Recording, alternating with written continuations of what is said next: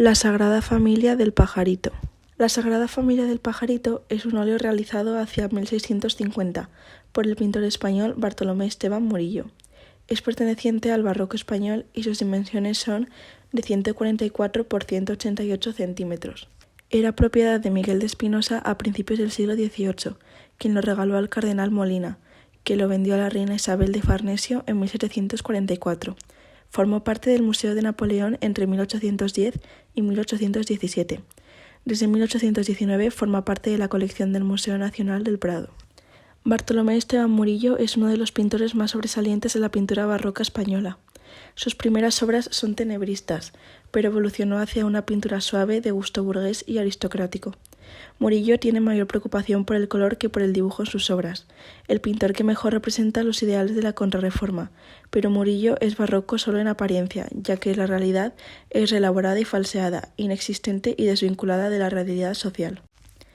Busca la realidad, pero en su parte agradable. Trata los temas religiosos humanizándolos. En efecto, sus personajes son seres populares y el maestro los retrata en su más pura humildad. Crea una imagen de sensibilidad piadosa algo dulzona. Crea atmósferas cálidas y doradas y su colorido alcanza tal transparencia que anuncia el rococó. La pintura barroca engloba todas aquellas obras pictóricas que se realizaron en el siglo XVII y parte del siglo XVIII en Europa.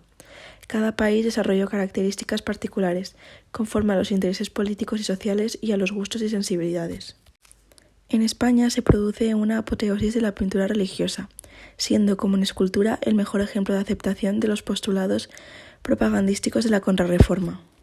Como características generales de la pintura barroca nos encontramos el excepcional dominio de la luz, jugando con la técnica del tenebrismo que ocultaba parte del cuadro en las sombras, en un juego de fuertes luces y sombras que también ayuda a conseguir el dominio de plasmar el volumen y la profundidad en los cuadros. Impera el desorden de las figuras y se prefiere lo que demuestra desequilibrio. Aparece el movimiento. Se consigue gracias a la composición, gracias a las diagonales, las figuras inestables, los escorzos, las ondulaciones y elementos del paisaje. Predominio del color sobre dibujo y el óleo y el lienzo son las técnicas más empleadas. En resumen, aparecen la profundidad y el volumen, junto a colores ricos e intensos, en composiciones mucho más complejas, donde aún predomina la temática religiosa, pero donde empieza a cobrar gran importancia la representación de la realidad. En España, la pintura barroca significa la búsqueda del realismo, abandonando tanto el idealismo del Renacimiento como el escorzo y el retorcimiento del manierismo.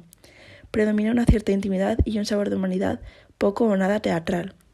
Se prefiere un equilibrado naturalismo y se opta por la composición sencilla.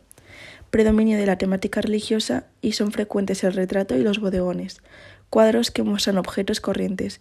Y por último destaca el tenebrismo de Caravaggio, que se encuentra también en esta obra, el cual es una constante en las obras de esta época.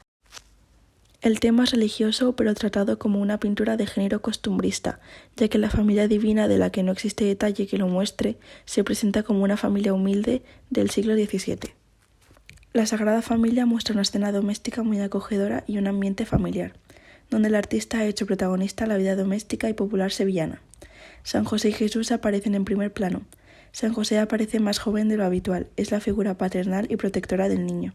Está vestido con ropas oscuras y sentado. Se dedica con amorosa atención a Jesús, su hijo, sujetándolo entre su brazo y pierna derechos, mientras se divierte viéndolo jugar. El niño, que está idealizado, muestra dulces y entrañables rasgos. Aparece de pie y juega de manera inocente a algo que podría hacer cualquier niño, mostrar el pajarillo al perro, que está sentado frente a él con la pata derecha levantada para llamar su atención. La Virgen María aparece a la izquierda, haciendo un descanso en la tarea de hilar para comer una fruta a la vez que mira a su hijo.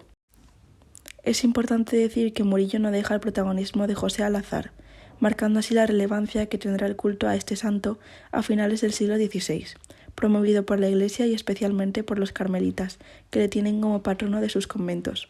Con respecto a la figura de la Virgen, el artista no le concede mayor relevancia, como venía siendo tradicional en la pintura española y sevillana, sino que la sitúa en segundo término, casi oculta, ocupada con las tareas de la casa. El tratamiento de las figuras es realista en su fisonomía, tanto que parecen modelos salidos de las calles de la Sevilla del siglo XVII, que también conocía Murillo. La composición es cerrada, cierran por el lado izquierdo la espalda de María y la curva de la cesta, y también es simétrica. El niño ocupa el centro del cuadro, con esquemas compositivos triangulares en María y San José con el niño. La gama de colores es escasa, predominan los ocres y pardos de las ropas de San José y la Virgen María, por lo que destaca el blanco de las ropas de Jesús, del pelo del perro y del paño del cesto de ropa, además el dorado del cabello de Jesús. Sus ropas de color ocre como forma de aproximar lo divino a las clases populares. La luz es tenebrista y procede de una fuente de luz exterior al cuadro, y que se encuentra a la izquierda de este, recibiendo más luz el rostro de Jesús y menos los de la Virgen María y San José. El fondo de la estancia queda en penumbra. Tanto en el color como en la luz, Murillo tiene influencia del pintor italiano Caravaggio. El italiano recoge el claroscuro tenebrista, aunque mucho más suavizado, y la paleta oscura y terrosa, que se irá iluminando hacia el final de su vida. Murillo quiso que el cuadro cumpliese una doble función. Una primera religiosa, despertar la piedad y acercamiento de los fieles hacia los temas divinos presentándolos de manera que se sientan cercanos a lo sagrado, mediante la emoción y mediante la empatía con lo representado. La segunda, de carácter social, con el fin de poner en valor del trabajo manual en una sociedad que lo despreciaba. Por ello es tan importante la figura de San José en este cuadro, hombre y carpintero. Este cuadro sobrecoge por su humanidad y sitúa al Hijo de Dios donde él posiblemente hubiera deseado estar, con los humildes, como uno más entre ellos. Una de las muchas maneras mediante las que la Contrarreforma trató de entrar en el corazón de los que todavía le eran fieles tras el huracán protestante de Lutero.